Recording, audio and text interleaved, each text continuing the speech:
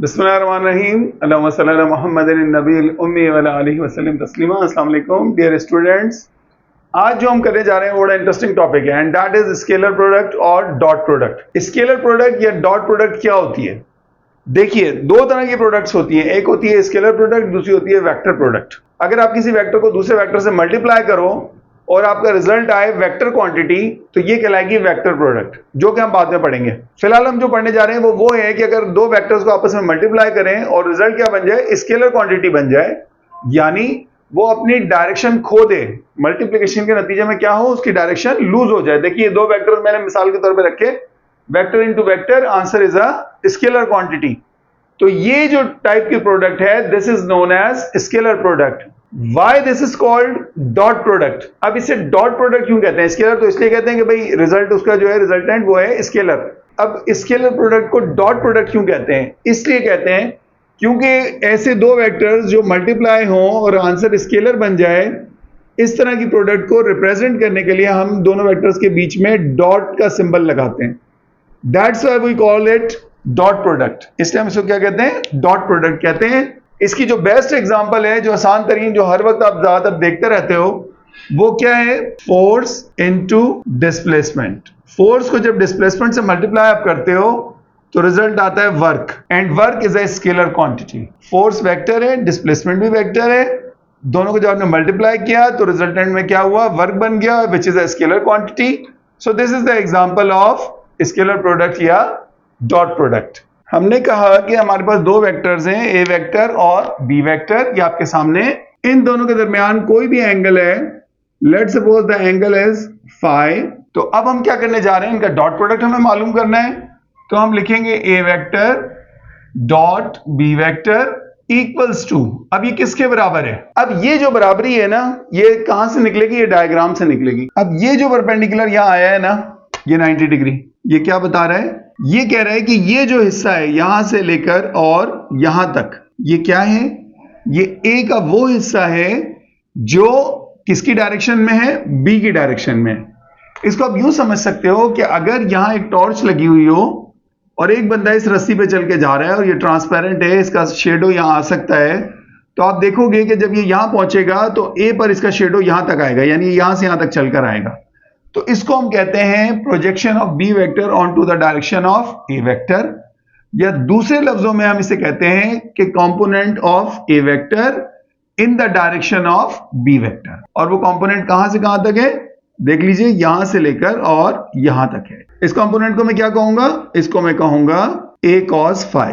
क्योंकि मैंने angle phi रखा है, आप एंगल थीटा रख लो तो ए कॉस थीटा हो जाएगा। तो एक तो ये बात हो गई कि अगर मैंने बी और ए दोनों को मल्टीप्लाई करना है तो समझ लीजिए कि मल्टीप्लाई का मतलब होता है कि दोनों चीजें अब ये ए की डायरेक्शन में जाएं, तो डायरेक्शन में कैसे जाएंगी? इसकी डायरेक्शन अलग, इसकी डायरेक्शन अलग। तो इसका वो हिस्सा जो इसकी डायरेक्शन में है, and that is A cos phi. तो अब ये बन गया बी ए कॉस फाई। दूसरी टाइप ऑफ इक्वेशन क्या बन सकती है? अब मैं जो परपेंडिकुलर ड्रॉ करने जा रहा हूं, वो परपेंडिकुलर मैं ड्रॉ करूं इसकी टिप से बी वेक्टर पे। अब ये बी वेक्टर का वो हिस्सा है, कहां से लेकर कहां तक? यहां से लेकर यहां तक, which is in the direction of A vector.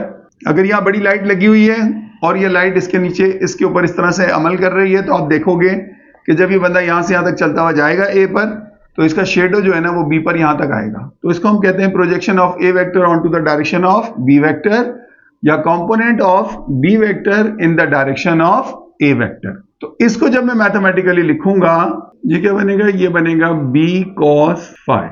तो अब हमारी दूसरी इक्वेशन क्या बन गई? इधर ए का फुल मैग्नीट्यूड और यहां आया बी कॉस फाई। इसका मतलब क्या हो गया? A vector dot B vector equals to A B cos phi. This is the formula for the dot product और स्केलर प्रोडक्ट। आई होप कि यू अंडरस्टैंड दिस, कि यहां पे क्या हुआ? ए डॉट बी जो है वो इसके भी बराबर आ गया और इसके भी बराबर आ गया, यानी अब हम कह सकते हैं कि A vector dot B vector is equals to B vector dot A vector. Means what? Means this, the scalar product is commutative. आपको पता है कम्यूटेटिव का मतलब क्या है? पहले ए वेक्टर को बी से मल्टीप्लाई कर लें या बी को ए से मल्टीप्लाई करें, दोनों सूरतों में रिजल्ट एक ही होगा। आपके सामने अब ये क्या है? ये है रेक्टेंगुलर कोऑर्डिनेट सिस्टम, इसमें तीनों एक्सिस आपके सामने है, एक्स, वाई और जेड। हमने बताया कि इसके जो यूनिट वेक्टर्स हैं आप जानते हैं, एक्स पर आई यूनिट वेक्टर होता है, वाई के अलोंग जे होता है और जेड के अलोंग के होता है। तो इसमें जो हम इसके बेसिक रूल्स हैं स्केलर प्रोडक्ट के, वो कुछ रूल्स जो है वो हम ड्राइव कर लेते हैं। और वो रूल्स क्या हैं? पहला रूल ये कहता है कि अगर मैं सेम वेक्टर को उसके खुद के साथ मल्टीप्लाई करूं, यूनिट वेक्टर को आई से करूं, तो क्या होगा?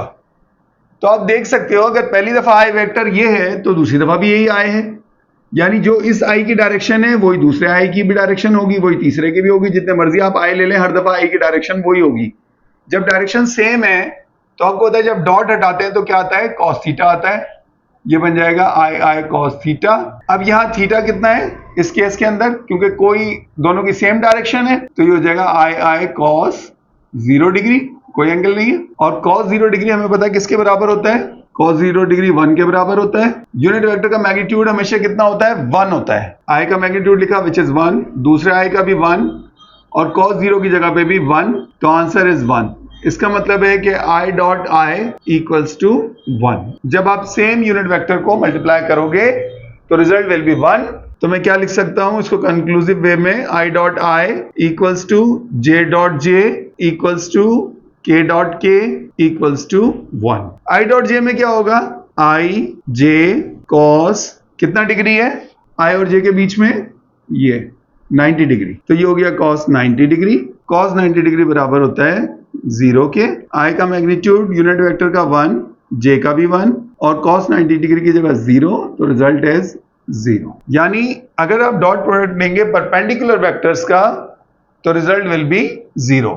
अगर पैरेलल का लेंगे तो रिजल्ट विल बी 1 मैक्सिमम। अब इसी तरह अगर मैं इसको कंसोलिडेटेड करके लिखूं तो I can write i dot j equals to j dot k equals to k dot i equals to 0। तो यहां तक मैंने प्रॉपर्टी सॉल्व कर ली।